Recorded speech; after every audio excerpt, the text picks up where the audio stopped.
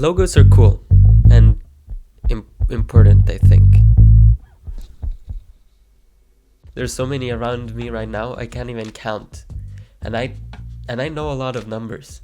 So logos are important. And that's cool and all, but as a self-proclaimed graphic designer, I don't know how to make them. And I'm pretty self-conscious about that. I could take courses and watch YouTube videos to learn about it. However, that takes time and dedication. So hello, welcome. My name is Simo, and this is 30 logos in 30 minutes challenge.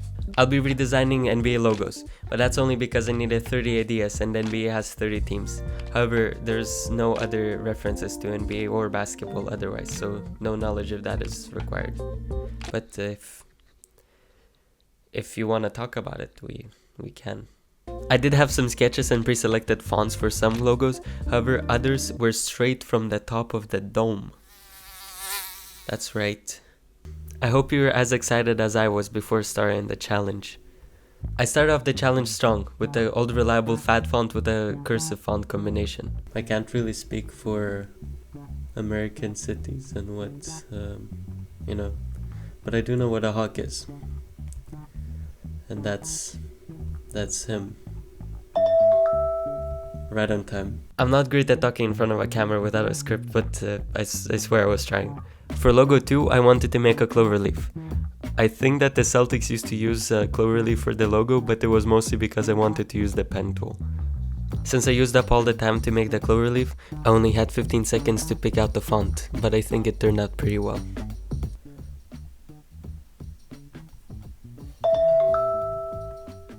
Third logo, I already started using my secret weapon. Anytime I didn't know what to do, I would click the silly little make envelope button to distort the text and make it seem more interesting. Wow. I do have a font called Beetle, and hornets and beetles are both bugs. And I'm not done yet with the bug analogy, because look at this. Whoa. It's wings like a bug as well. I don't know much about Chicago, but I have seen the bear. So I feel like I know what I'm talking about when I say that Chicago gives me this font as a vibe.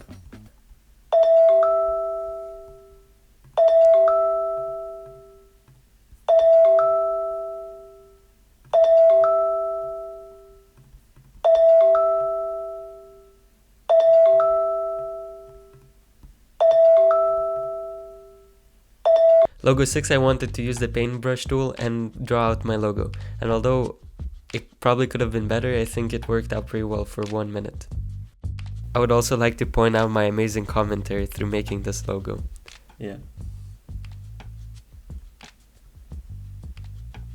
Before I show you logo 7, I just want to prepare you, because what you're about to see is just greatness, for lack of a better word.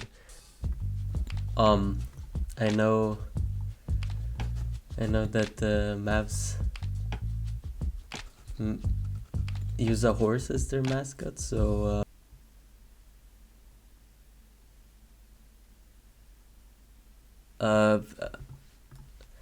that's a perfect horse.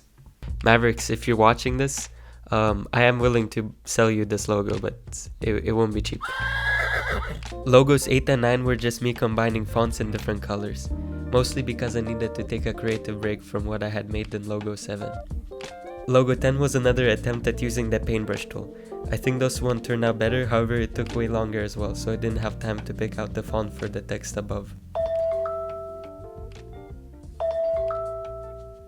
And like that, the first 10 logos were finished. Logo 1 really embodies a hawk, I think. Maybe I could add an eye or maybe turn it red. For 1 minute, 6 turned out pretty well, but maybe I would have liked it better if I picked a less poopy brown color and maybe curved the upper text a little bit more. 7 is a beautiful horse with no comments, and 8 would have been more legible if I did this. Finally, 10 ended up looking pretty good as well. I just needed to change the text on the top a little bit, I think. Overall, a good start. For some reason, I started filming this challenge at 12 AM, and since it took longer than I expected, I went to sleep. However, I came back with an absolute bang with logo 11, with the cool fonts, colors, and stars.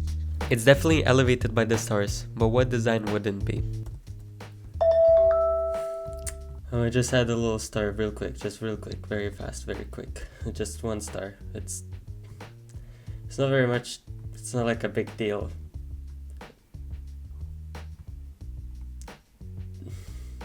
Just a little bit. Logo 12 was my take on what if a logo was drawn by a 5-year-old. That is not a bad thing, by the way. That looks pretty cool, I think.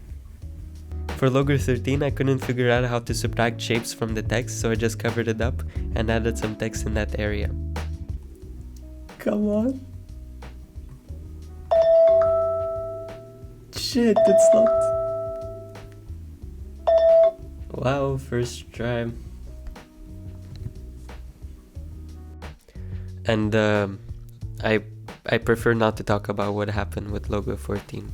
It works as well. I actually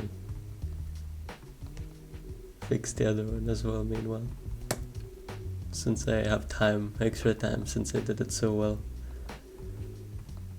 The 15th logo was once again just mixing two fonts together and making one of the text wobbly.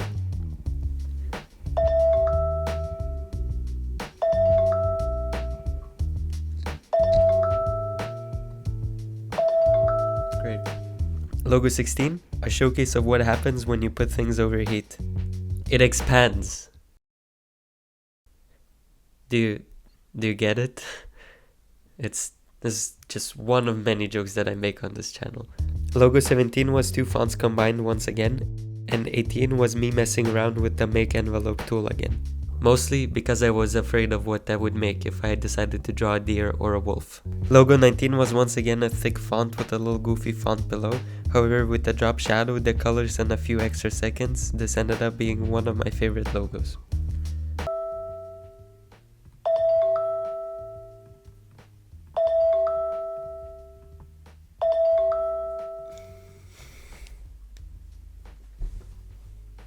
The Knicks, or Knickerbockers, apparently means like pantaloons. So I feel like I should honor that and make their logo pants.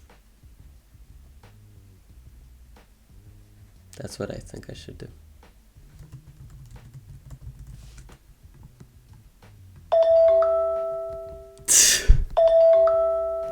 Okay, that'll do, I guess. Here are logos 11 through 20. I rather enjoy logo 11, but I would change the little stars and the text on the top a little bit. Logos 13 and 14 feature the same logo. And logo 16 ended up looking better than I expected with the letters overlapping the previous ones. I would have loved the logo 19 even more if it was a bit more compact. And although I do think that I did a good job establishing that Knicks means pants, I left the text way too small. To start on the last 10 logos, I wanted to try out the pucker and bloat effect to make the letters look a little bit like clouds. It looks like balloons more than clouds, but it's a pretty cool look, maybe. I had a specific font picked out for this logo, since I felt that the font looked pretty magical, which as you can see is very topical. A very specific vision for this one, so I'm gonna just try to speedrun it.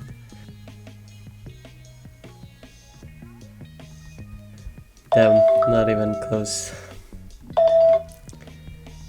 This doesn't even look like a 7. And that's okay. It would have been almost wrong to not have a sun in the logo of the Suns. I love the retro vibe that it ended up having. Is it retro? I honestly don't know.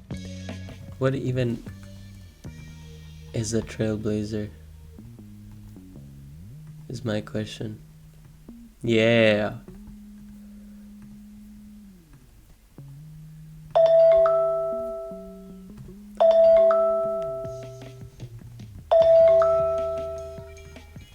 I wanted to add a little Ice King crown on this logo, which is cool and all, but I ended up wasting all my time on trying to draw a nice crown, so I didn't even have time to color the logo.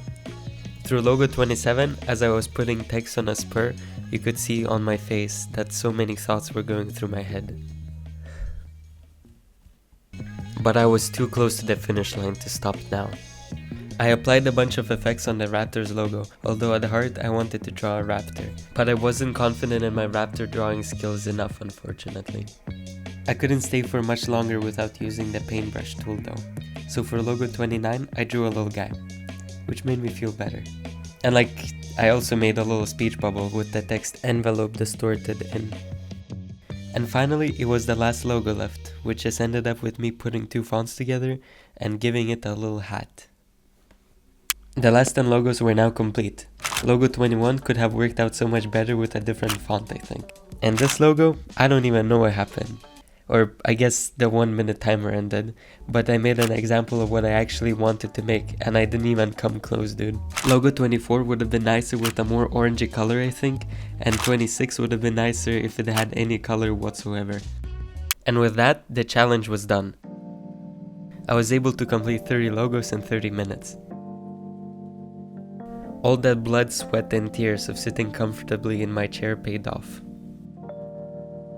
If you liked watching me do this challenge, I highly recommend you to try it out as well, because graphic design is supposed to be fun, okay? So how about we start having fun with graphic design, huh? How about that, huh? Don't do it with color though, because that was horrible, speaking from experience. Thank you for watching, and now I'ma just sit here for a bit. Need to reflect after so much talking.